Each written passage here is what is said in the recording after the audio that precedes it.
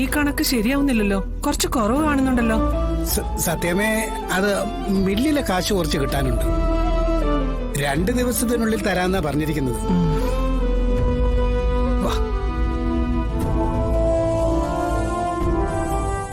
അച്ഛന്റെ മക്കള് പോകുമ്പോണ്ടായിരുന്ന പഠിപ്പാണല്ലോ, അനങ്ങിയിട്ടില്ലല്ലോ. ആ പൊന്നി, 2 ചായ കൂടി എടുക്ക്. അല്ലെങ്കിൽ ഈ ചായ ഇവർക്ക് കൊടുക്ക. അതെ, ചായയൊക്കെ പിന്നെ എടുക്കാം. അമ്മ ഒന്ന് എഴുന്നേറ്റമ്മ. എന്താടാ? എഴുന്നേറ്റമ്മ, പറയാം. എന്തോ കാര്യമായിട്ട് നിനക്ക് തരാനാ ഭാമേ? അങ്ങോട്ട് എഴുന്നേറ്റ് വാങ്ങിക്ക്.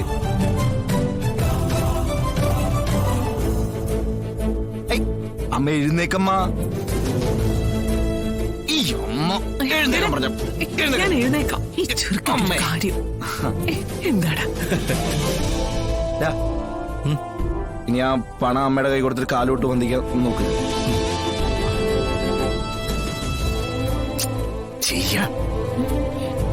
എന്തൊക്കെയാണ് നീ ഇവനെ കൊണ്ട് ചെയ്യിക്കുന്നത്? അമ്മ അത് ഈ പണം വാങ്ങിക്കേ.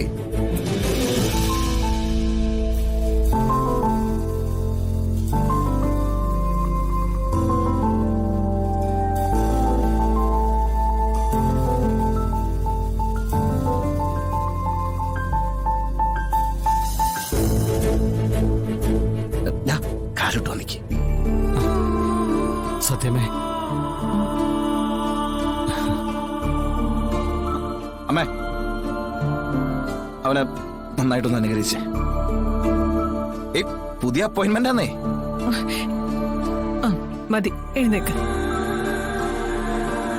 എനിക്കൊന്നും മനസ്സിലാവുന്നില്ല, എന്തുവാടേ ഇത്? എന്റെ അമ്മയുടെ പുതിയ ശിഷ്യനാ. ശിഷ്യൻ? എനിക്ക് ചിലപ്പോ കുടുംബമായിട്ട് ചില യാത്രകളൊക്കെ പോകേണ്ടി വരും. അപ്പൊ ദേ ഈ വിഷ്ണുവിന് പകരം ദേ മറ്റൊരു വിഷ്ണു.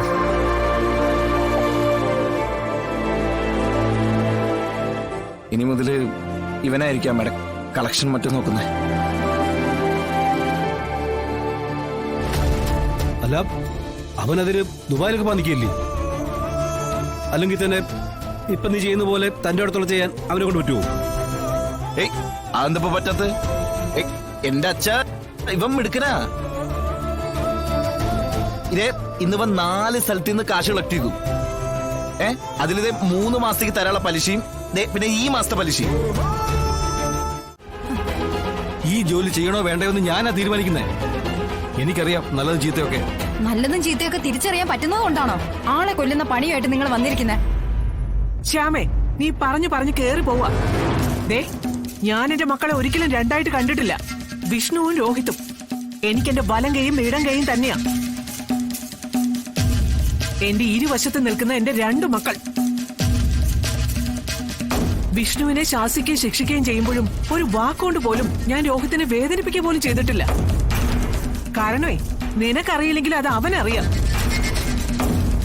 എന്തൊക്കെയായാലും എനിക്ക് നാളെ വിധവയാവാൻ പറ്റില്ല. എനിക്ക് എന്റെ കുഞ്ഞ് വളർന്നു വരുമ്പോ അച്ഛനെ കാണിക്കാൻ ഭിത്തിയിൽ മാലയിട്ട് തൂക്കിയിരിക്കുന്ന ഫോട്ടോ കാണിക്കാൻ പറ്റില്ല.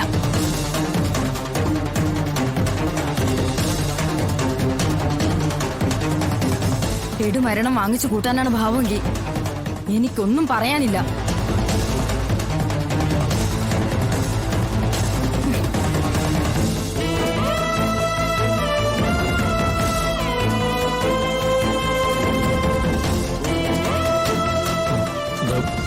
അല്ല, അവള് വെറുതെ ഒന്നും അല്ലടാ.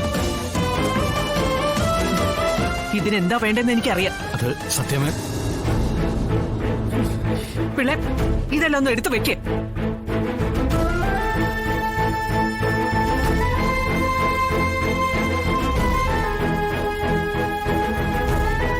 അച്ഛാ, സത്യമാ വിടറാ, നമുക്ക് നോക്കാം.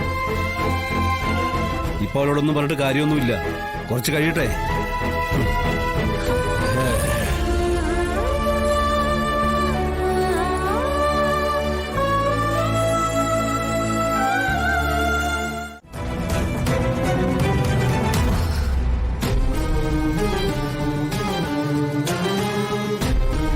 എടുത്തമ്മേ, ഞാൻ ഒരു കാര്യം ഗെറ്റ് ഔട്ട്. അത് പിന്നെ ഏടത്തിമേ അല്ല madam. I say you get out. പുറത്ത് പോകാനാ പറഞ്ഞത്. അനു, അനു. മാഡം, എന്താ അനു ഇത്? ഇവിടെ എന്താ പ്രോട്ടോകോൾ ഒന്നും ഇല്ലേ? എല്ലാം തോന്നുന്ന പോലെയാണോ? വിസിറ്റേഴ്സ് വന്നാ പറഞ്ഞിട്ടേ അകത്ത് കയറ്റി വിടാവൂന്ന് ഞാൻ പറഞ്ഞിട്ടില്ലേ? അതിപ്പോ ആരായിരുന്നാലും എന്റെ അനുവാദം വേണം. ഇറങ്ങി പോകാൻ പറ.